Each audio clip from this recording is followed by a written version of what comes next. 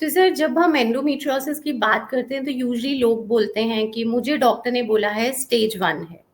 जब IVF specialist के पास जाते हैं तो बोलते हैं अरे अब तो डॉक्टर ने बोला you need IVF because this is stage 3। What exactly are these stages? So there are 4 stages of endometriosis, as you rightly said. Stage 1 में बहुत ही superficial implants होते हैं जो पेरिटोनियम में होते हैं। पेरिटोनियम यूट्रस के बाहर होता है, जो टिश्यू होता है उसको पेरिटोनियम कहते हैं। तो बहुत ही सुपरफिशियल इम्प्लांट होते हैं जो इतने डीप नहीं होते हैं, इतना ज्यादा पेन नहीं करते, मिनिमल एडिशंस होते हैं, उसको स्टेज 1 कहा जाता है। स्टेज 1 के पेशेंट्स को यूजुअली अंदाजा नहीं होता है कि उनको एंडोमेट्रियोसिस है। वो ज्यादातर लेप्रोस्कोपिक सर्जरी करने के बाद ही पता चलता है, डिस्कवर होता है कि स्टेज 1 एंडोमेट्रियोसिस था उनको। तो मिनिमल सिम्टम्स होते हैं या फिर बहुत ही माइल्ड सिम्टम्स होते हैं, जैसे पेनफुल पीरियड्स हो जाना वगैरह वगैरह।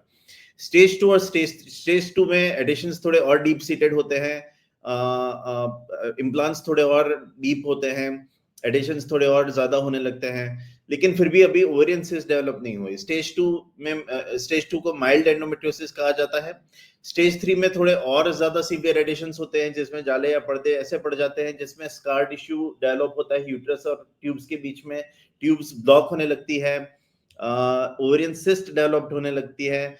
जो इम्प्लांट्स होते हैं वो और डीप होने लगते हैं, 1 या 2 सेंटीमीटर से ज्यादा इम्प्लांट होते हैं। और स्टेज 4 सबसे लास्ट स्टेज है जो सीवियर एंडोमेट्रियोसिस कहला जाता है। इसमें तो ओवरीज में इतने ज्यादा इम्प्लांट होने लगते हैं कि एंडोमेट्रियोटिक चॉकलेट सिस्ट हो जाती है, जो तकरीबन 2, 3, 4 सेंटीमीटर से ज्यादा भी बड़ी हो सकती है।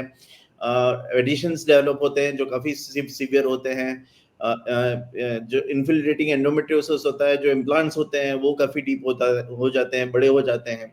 तो 4 स्टेजेस में एंडोमेट्रियोसिस डिवाइडेड है। यूजुअली स्टेज 2 स्टेज 3 के बाद पेशेंट्स को इनफर्टिलिटी होती ही है, और ऐसे पेशेंट्स को या तो सर्जरी या तो फिर आईवीएफ के सहारा लेना पड़ता है।